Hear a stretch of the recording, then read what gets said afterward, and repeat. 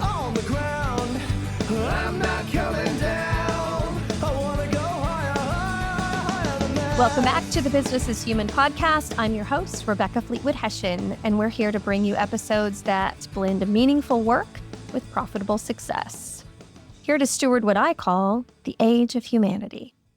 I believe if we transform the way we work, we can transform the way that we live. As always, my friendly request, if you like what you hear, hit subscribe so you don't miss any episode, and leave a review to tell the other humans that they might like it too. Always looking to help you and connect with others. All right, let's get into it, shall we? Welcome back to the Business is Human podcast. Today, we're going to talk about some practical, tactical stuff around your calendar and the feeling of overwhelm with some practical, tactical tips and also what's happening behind the scenes from a nervous system neuroscience perspective, where they just feel like there's just too much. I'll never get it all done. So I'm just going to curl up on the couch and ignore it for a little while until I feel better. Just me? Doubtful, because all of the clients that I work with have these moments from time to time. And in fact, this episode was inspired by the fact that I've had these conversations with clients multiple times this week because they came to me and said, oh my gosh, I'm losing it. It's the end of the year. There's so much to be done. And so I recorded an episode a couple of weeks ago about the holiday hot potato and how not to do that. And there is also the reality of there's still a lot of things on my list that I got to get done. So that surge that you feel about, oh my gosh, I have so much to do. How will I ever get it all done? When your brain starts spinning and you actually feel it in your body, like your chest gets tight, your shoulders start to go up around your ears, your thoughts are just bouncing back and forth. That is your nervous system reacting to what it feels like is a threat. And the threat is, do I have enough time? I feel like I don't have enough time. And so I'm failing. And it's your nervous system saying, red alert, we're feeling overwhelmed. We're feeling overwhelmed. And that's not wrong. That's your nervous system doing exactly what it's supposed to do. It's working perfectly. So let's celebrate that. You have an actively working nervous system. Hey, okay. So here's what we need to do though. When we time block, is what we're going to talk about today, it's not just a productivity hack. It's not just a skill. It's a way to regulate your nervous system, to regulate your body, quiet your mind. And honestly, it's a spiritual practice we'll get into a little bit as well, to order your days with more clarity and more peace. So when that overwhelm feeling hits, your nervous system is basically scanning for danger. That's what it's designed to do. It's doing it perfectly. And it's interpreting. So once we feel the overwhelm, then your brain kicks in and gives the feeling a story. It gives it meaning. And so if we're giving the meaning of, I'm afraid I'm going to fail, I'm afraid I'm going to disappoint someone, then our nervous system says, oh, if that's the story, then we should really be afraid. And so then what happens is your prefrontal cortex that's you need to make great decisions and get this work done goes offline. It's like, I got to preserve your energy to survive this attack. And so the thing you need the very most stops working effectively to give you more energy to fight this feeling, this attack of overwhelm. And so we've got to give the story a different meaning. So when you feel the overwhelm, then you're going to say, oh, this is when I need to pause and put what I'm about to share with you into practice, because we're not under attack. We just need to be really intentional about how we address what we're feeling.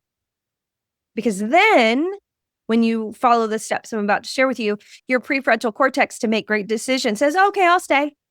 We got this figured out. So once we feel the overwhelm, we're afraid we're going to fail, we're afraid we're going to not get it all done.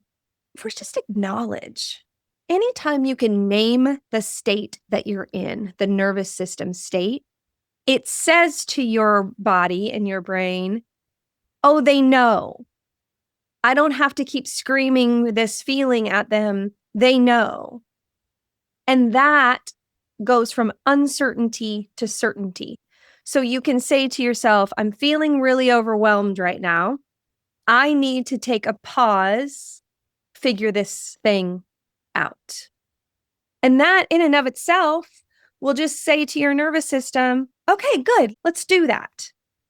And so that way you don't stay in the fog and the spin of the emotions of it, and you actually can decide what to do next. So celebrate your nervous system for being so smart and so tuned up. And so the way God created us is perfect. Now, what happens when you start writing a list? So you're going to sit down and you're going to write the list of everything that you're feeling overwhelmed about. And you may fight that because you may feel like, why don't I just get to work on it? Nope. I want you to write the list first. Because when you write the list and take the time to do that, which is not going to take you as much time as you think, your brain's just in spin mode and it doesn't understand time well. When you sit down to write it out, you externalize the threat. The threat is no longer in you, spinning in your mind. Now we're going to put it onto paper. So your brain stops trying to hold it all into your memory. The memory center, your hippocampus, says, oh, good. We don't have to remember everything right now. We can just write it down. We're going to get some relief. Great. So that already starts to give relief. Then, as you start to write it down and you start to put them out of your mind onto the paper, it's like you've been carrying a backpack of rocks around. And every time you write something onto the page, it's like you take a rock out of your backpack and you start to physically feel the relief. Your body starts to feel safer. And the safety doesn't come from the list being done. The safety comes from your brain believing, because it can now see it, that it's manageable. And that's why, after people write the list, they'll say, oh, I feel better already. And whether it's more than you thought or less than you thought, that's not the point. It's just that you wrote it down, even though nothing has happened yet. You're going to write how much time, conservatively, each of these things will take. And be real about it. Lying to yourself is not going to help. So be conservative. Just how many hours is it going to take, or minutes, or whatever. That way you stop creating a catastrophe out of it and get real about it. Before, you were saying, this is going to take forever. I just don't have enough time. What am I going to do? And now you start to quantify it. Oh, this is going to take me 2 hours. Oh, this is going to take me 40 minutes. And then you're staying into that prefrontal cortex, like we're planning things out. So we're feeling better. Okay. I did this with a client a couple of weeks ago, right before the day before Thanksgiving, 2 days before Thanksgiving. And she's a controller, so she has tons of year-end stuff. And she was spinning. And so I was able to say, okay, let's do this together. And so we did it together. So how much time is that going to take? We just wrote it all down. And then I calculated how many working hours she had left between that day and the end of the year. And it was at the time like 300 and some. And what she realized was the list that she made, I think it was like it was going to take 20 hours maybe. But then all of a sudden she has this reality of, I do have time. I am going to get this done. And it just immediately calmed her.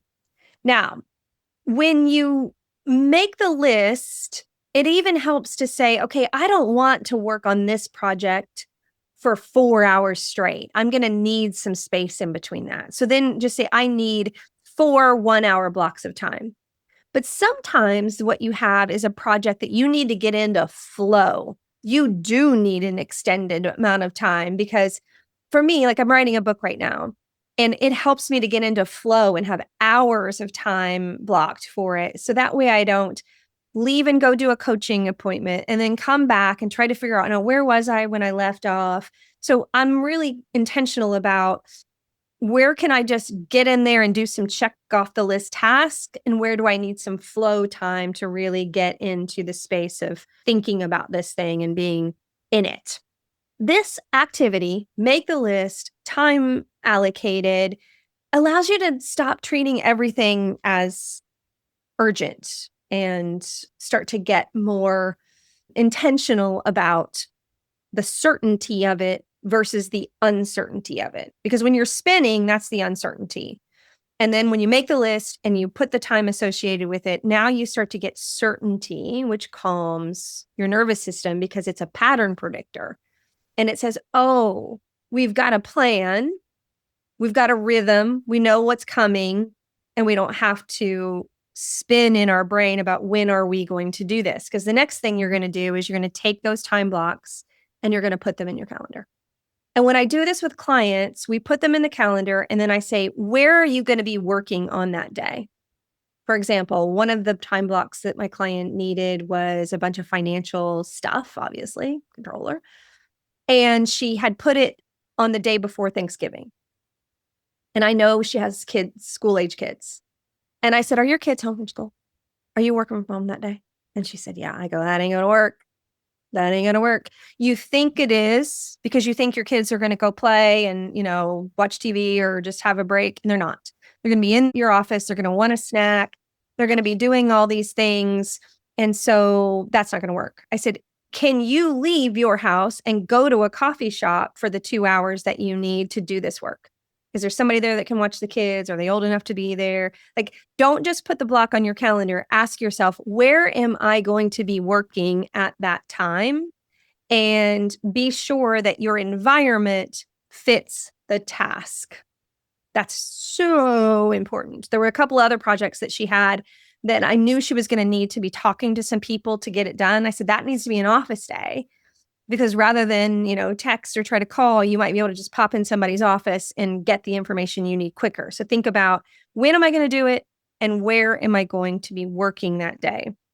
Because that will ensure that you actually get it done on the day that you blocked it for.